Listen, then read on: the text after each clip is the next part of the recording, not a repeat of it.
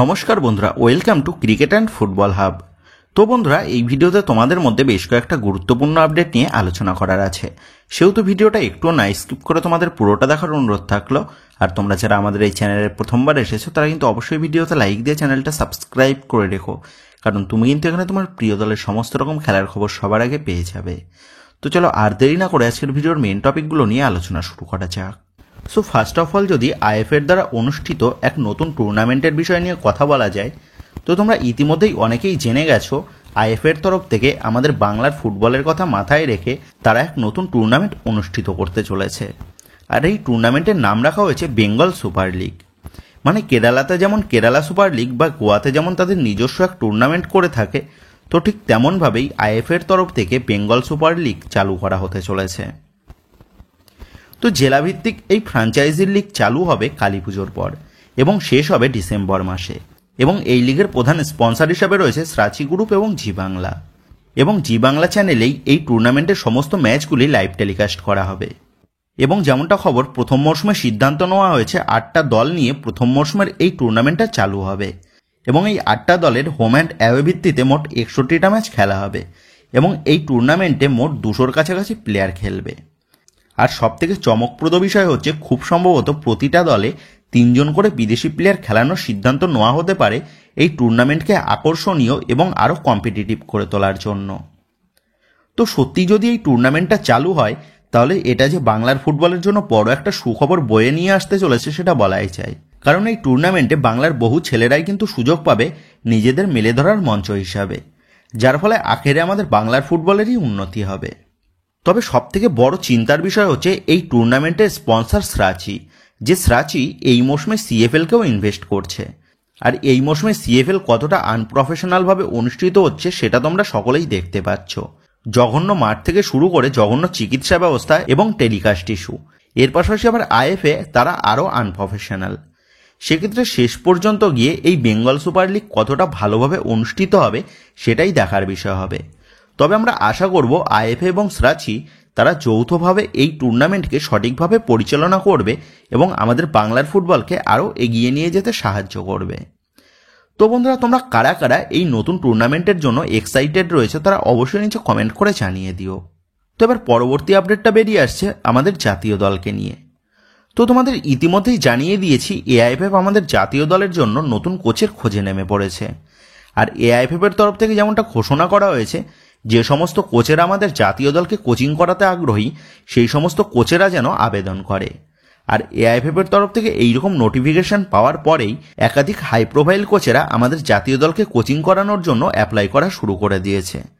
যাদের মধ্যে আপাততভাবে প্রকাশ্যে আসা সবথেকে সেরা কোচ তথা আইএসএল মঞ্চের অত্যন্ত সফল এবং অভিজ্ঞ কোচ অ্যান্তোনিও লোপেস আবাস, তিনি আবারও অ্যাপ্লাই করেছেন আমাদের জাতীয় দলকে কোচিং করানোর জন্য।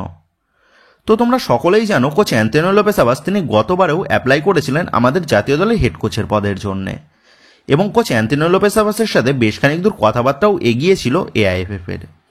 তবে শেষ পর্যন্ত গিয়ে এআইএফএফ তারা মানালো মার্কোয়েজ রোকার হাতে আমাদের জাতীয় দলের দায়িত্বভারটা তুলে দেন। তবে কোচ অ্যান্তোনিও লোপেস আবাস তিনি আবারও আশা নিয়ে তিনি অ্যাপ্লাই করেছেন আমাদের জাতীয় দলকে কোচিং করানোর জন্য। এবং কোচ অ্যান্তোনিও লোপেস আবাসের পাশাপাশি আরও 2 চেনা পরিচিত কোচ তথা মোহামেডান স্পোর্টিং দলের আই লিগ জয়ী কোচ অ্যান্দ্রে চেরিনিসভ এবং পাঞ্জাব এফসি দলের আই লিগ জয়ী কোচ স্টাইকোস ভার্গেটিস, তারাও কিন্তু অ্যাপ্লাই করেছে আমাদের জাতীয় দলকে কোচিং করানোর জন্য। আর এই চেনা পরিচিত কোচেদের পাশাপাশি আমাদের অচেনা আরও বেশ কিছু কোচেরাও তারাও কিন্তু অ্যাপ্লাই করেছে আমাদের জাতীয় দলের হেড কোচ পদের জন্য। তো এই সমস্ত কোচেদের ইন্টারভিউ নিয়ে তারপর এআইএফএফ এর তরফ থেকে সিদ্ধান্ত নেওয়া হবে কার হাতে আমাদের জাতীয় দলের দায়িত্বভারটা তুলে দেওয়া হবে। তোমরা সকলেই আশা করব এইবার যেন এআইএফএফ কোচ মানালো মার্কোয়েজ রোকার মতন কোচের হাতে আমাদের জাতীয় দলের দায়িত্বভারটা তুলে না দেয়। আমাদের জাতীয় দলের উন্নতির জন্য প্রয়োজন একজন ভালো মানের অভিজ্ঞ কোচের। তো বন্ধুরা, তোমাদের মতে তুমি কোন কোচকে দেখতে চাও আমাদের জাতীয় দলের নতুন হেড কোচ হিসাবে, এই বিষয়ে তোমাদের মতামতটা অবশ্যই নিচে কমেন্ট করে জানিয়ে দিও। তো এবার আইএসএল এর আপডেটের বিষয়ে কথা বললে সর্বপ্রথম বেরিয়ে আসছে 35 বছর বয়সী মরক্কান ডিফেন্সিভ মিডফিল্ড পজিশনের প্লেয়ার মোহাম্মদ আলী বেমামারকে নিয়ে। 2.4 কোটি টাকা মার্কেট ভ্যালুর এই বেমামার, যে গত 2 মরশুম ধরে যুক্ত ছিল নর্থ ইস্ট ইউনাইটেড এফসি দলের সাথে। এবং গত 2 মরশুমে নর্থ ইস্ট ইউনাইটেড এফসি জার্সিতে এই বেমামার সে কিন্তু বেশ ভরসাযোগ্য পারফরমেন্সও করে দেখিয়েছিল হাইল্যান্ডার্সদের হয়ে। তবে এই মরশুমে নর্থ ইস্ট ইউনাইটেড এফসি তারা একটা ফ্রেশ ফরেন স্কোয়াড গঠন করতে চাইছে, যার ফলে তারা তাদের দল থেকে একাধিক বিদেশিকে কিন্তু ইতিমধ্যেই বিদায় জানিয়ে দিয়েছে। আর ঠিক সেই মতনভাবেই এই বেমামারকেও গতকাল বিদায় জানিয়ে দিল নর্থ ইস্ট ইউনাইটেড এফসি। এবং যেমনটা জানা গেছে, এই মরক্কান মিডফিল্ডারকে দলে নিতে ইতিমধ্যেই আইএসএলের বেশ কিছু ক্লাব তারা আসরে নেমে পড়েছে, যাদের মধ্যে ফ্রন্ট রেসে রয়েছে চেন্নাইন এফসি।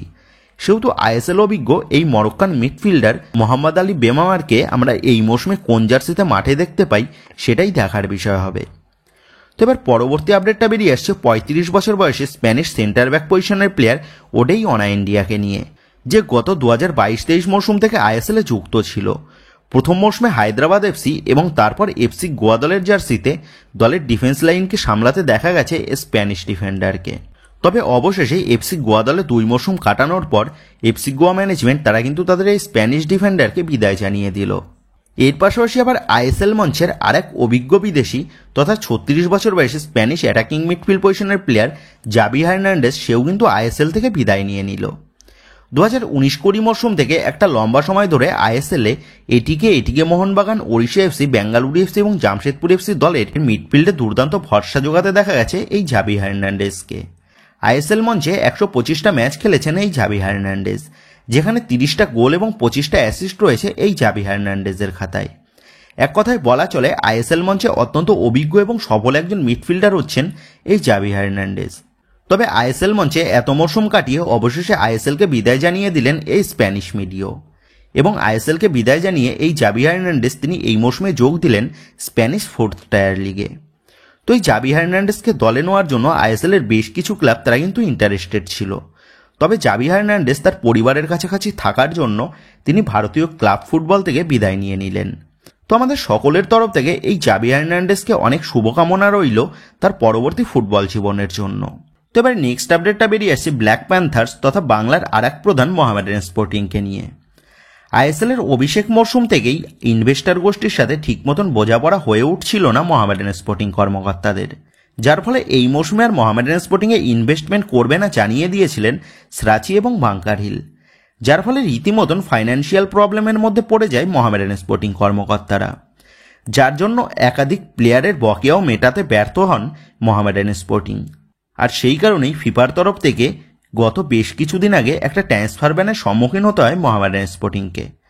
তবে সেই ব্যানের পাশাপাশি আরও একবার ব্যানের সম্মুখীন হতে হলো কিন্তু এবার মোহামেডান স্পোর্টিংকে।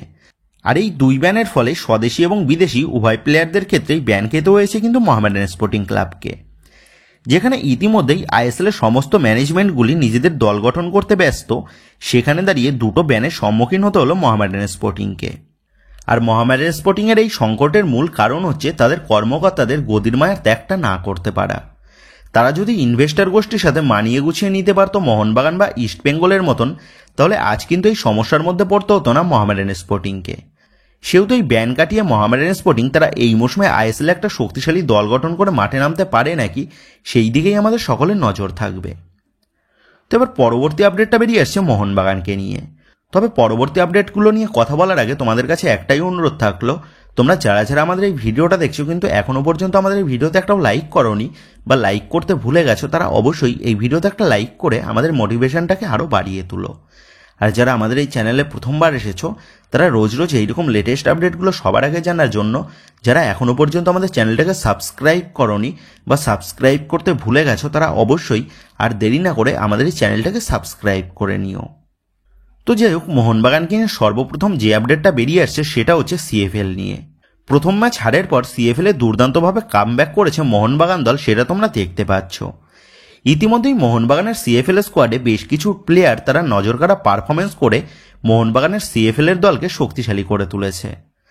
তবে মোহনবাগান ম্যানেজমেন্ট তারা এই মৌসুমের সিএফএল এর খেতাব জয় করার লক্ষ্যে নিজেদের স্কোয়াডকে আরও শক্তিশালী করে নিতে চাইছে, যার কারণে মোহনবাগান ম্যানেজমেন্ট তারা তাদের সিনিয়র দল থেকে একাধিক প্লেয়ারকে সিএফএল এর স্কোয়াডের জন্য রেজিস্টার করানোর পরিকল্পনা করেছে।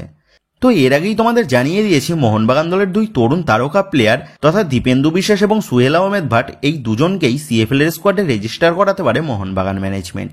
আর সেই মতনভাবেই ইতিমধ্যেই মোহনবাগান দলের বাঙালি ডিফেন্ডার তথা দীপেন্দু বিশ্বাস সে কিন্তু সিএফএল এর স্কোয়াডে যোগ দিয়ে দিল এবং সে কিন্তু ইতিমধ্যেই মোহনবাগানের সিএফএল এর স্কোয়াডের সাথে অনুশীলনেও নেমে পড়েছে।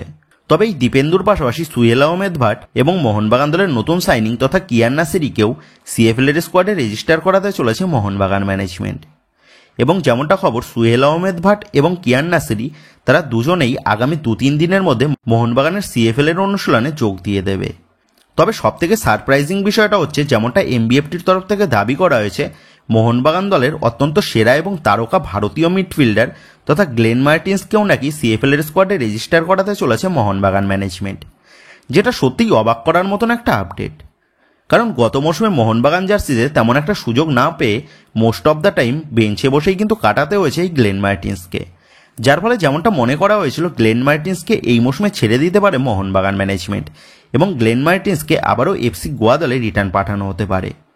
তবে সত্যিই যদি গ্লেন মার্টিন্সকে সিএফএল এর স্কোয়াডে রেজিস্টার করানো হয়, তাহলে এটা বলাই যায় গ্লেন মার্টিন্সের মতন ভয়ঙ্কর মিডফিল্ডার সে কিন্তু এই মৌসুমেও মোহনবাগান জার্সিতেই কন্টিনিউ করতে চলেছে, যেটা কিন্তু একটা বড় অবাক করার মতন বিষয় গোটা মোহনবাগান জনতার জন্য, সেটার বলার অপেক্ষা রাখে না। তো যাই হোক বন্ধুরা, গ্লেন মার্টিন্সকে নিয়ে মোহনবাগান ম্যানেজমেন্টের নেওয়া এই সিদ্ধান্তর বিষয়ে তোমাদের কি মতামত তা কিন্তু অবশ্যই নিচে কমেন্ট করে জানিয়ে দিও। তো এবার পরবর্তী আপডেটটা বেরিয়ে আসছে তেকচাম অভিষেক সিং এর বিষয়ে। তো তোমাদের ইতিমধ্যেই জানিয়ে দিয়েছি 3 বছরের একটা লম্বা চুক্তিতে তেকচাম অভিষেক সিং সে কিন্তু মোহনবাগান দলে যোগ দিতে চলেছে। আর এই বিষয়ে তোমরা অনেকেই জানতে চেয়েছো, এই তেকচাম অভিষেক সিং সে কি মোহনবাগান দলের চুক্তিপত্রে সই করে দিয়েছে, আর যদি সই করে দেয় তাহলে এই তেকচাম অভিষেক সিং এর নামটা কবে ঘোষণা করা হবে মোহনবাগানের তরফ থেকে। তো এই বিষয়ে আমি খোঁজখবর নিয়ে যতটা জানতে পেরেছি মোহনবাগান ম্যানেজমেন্টের অন্দরমহল থেকে, সেটা হচ্ছে আইএসএল অনুষ্ঠিত হওয়ার বিষয়ে এখনও নিশ্চয়তা না মেলায় তেকচাম অভিষেক সিং এর সাথে মোহনবাগান ম্যানেজমেন্ট তারা এখনও অফিসিয়ালিভাবে সই পর্বটা মেটায়নি। এফএসডিএল বা এআইএফএফ এর তরফ থেকে গ্রিন সিগন্যাল পেলেই মোহনবাগান ম্যানেজমেন্ট তারা এই তেকচাম অভিষেক সিং এর সাথে অফিসিয়ালিভাবে সই পর্বটা সেরে ফেলবে এবং তেকচাম অভিষেক সিং এর নামটা ঘোষণা করে দেবে। তবে অ্যাজ অফ নাও তেকচাম অভিষেক সিং এর সাথে মোহনবাগানের সই পর্ব কিন্তু মেটেনি, কিন্তু তেকচাম অভিষেক সিং এর সাথে মোহনবাগানের টার্মস অ্যান্ড কন্ডিশন এগ্রি হয়ে গেছে এবং খুব সম্ভবত প্রি কন্ট্রাক্টেও সাইন হয়ে গেছে তেকচাম অভিষেক সিং এর সাথে। সেহেতু এই তেকচাম অভিষেক সিং এর ডিলটা নিয়ে মোহনবাগান সমর্থকদের চিন্তার কিন্তু কোনো কারণই নেই, কারণ এই তেকচাম অভিষেক সিং তাকে কিন্তু আমরা এই মৌসুমে সবুজ মেরুন জার্সিতেই মাঠে দেখতে পেতে চলেছি। তো যাই হোক, এবার পরবর্তী আপডেটটা বেরিয়ে আসছে আইএসএল মঞ্চের আরেক সেরা এবং সফল অভিজ্ঞ বিদেশি মিডফিল্ডার তথা 34 বছর বয়সী ফিনল্যান্ডের সেন্ট্রাল মিডফিল্ড পজিশনের প্লেয়ার জনি কাউকোকে নিয়ে। আইএসএল মঞ্চে সবুজ মেরুন জার্সিতে এই জনি কাউকোকে আমরা বিগত বেশ কিছু মৌসুম ধরে দুর্দান্ত পারফরমেন্স করতে দেখেছি। তবে গত মৌসুমে কোচ অ্যান্তোনিও লোপেস আবাসের হাত ধরে আই লিগের ক্লাব ইন্টারকাশির দলে যোগ দেয় এই জনি কাউকো। তবে এই মুহূর্তে দাঁড়িয়ে যেমনটা আপডেট জানা গেছে, আইএসএল এর এই সফল বিদেশি মিডফিল্ডারকে দলে নেওয়ার জন্য ইতিমধ্যেই আইএসএল এর একাধিক ক্লাব তারা আসরে নেমে পড়েছে। তবে জনি কাউকো সে কিন্তু এখনও কোনো ক্লাবকে সম্মতি জানায়নি, কারণ ইন্টারকাশি তারা যদি আইএসএল এ খেলে আই লিগ চ্যাম্পিয়ন হয়ে, তাহলে ইন্টারকাশি দলেই স্টে করতে চলেছে জনি কাউকো। আর যদি ইন্টারকাশি শেষ পর্যন্ত গিয়ে আই লিগ চ্যাম্পিয়ন না হয়, তাহলে জনি কাউকোর কাছে যে সমস্ত আইএসএল এর ক্লাবগুলির অফার এসে পৌঁছেছে, সেই সমস্ত ক্লাবগুলির মধ্যে যে কোনো এক ক্লাবে যোগ দিতে চলেছে এই জনি কাউকো। সেহেতু সবকিছু ঠিকঠাক থাকলে এই জনি কাউকোকে আমরা এই মৌসুমে আবারও আইএসএল এ কামব্যাক করতে দেখতে পেতে চলেছি, যেটা কিন্তু অবশ্যই জনি কাউকো প্রেমীদের জন্য একটা বড় সুখবর সেটা বলাই যায়। তবে মোহনবাগান ম্যানেজমেন্ট তারা যদি তাদের সপ্তম বিদেশি হিসাবে এই জনি কাউকোকে আবারও ঘরে ফিরিয়ে নেয়, তাহলে এটা কিন্তু মোহনবাগান দলের জন্য একটা সেরা সাইনিং হয়ে যেতে পারে, সেটা বলাই যায়। তো বন্ধুরা, তোমাদের মতে এই জনি কাউকোকে মোহনবাগান ম্যানেজমেন্ট যদি নিজেদের দলে সই করে, তাহলে এই ডিলটা মোহনবাগান দলের জন্য কেমন হতে পারে, বা মোহনবাগান দলের এএফসি প্ল্যানিং এর জন্য এই জনি কাউকোর সাইনিংটা মোহনবাগানের জন্য কেমন হতে পারে, এই বিষয়ে তোমাদের মতামতটা অবশ্যই নিচে কমেন্ট করে জানিয়ে দিও। তো বন্ধুরা, এই ভিডিওতে এই আপডেট করা নিয়েই তোমাদের মধ্যে আলোচনা করার ছিল। তো আশা করি ভিডিওটা তোমাদের ভালো লেগেছে। তো যদি ভিডিওটা ভালো লেগে থাকে তাহলে ভিডিওতে লাইক দিয়ে চ্যানেল সাবস্ক্রাইব করে পাশে থাকা বেল আইকনটা অবশ্যই প্রেস করে দিও। তো বন্ধুরা, এই ভিডিওটা এটুকুই ছিল। তো আসি বন্ধুরা, দেখা হচ্ছে পরের ভিডিওতে।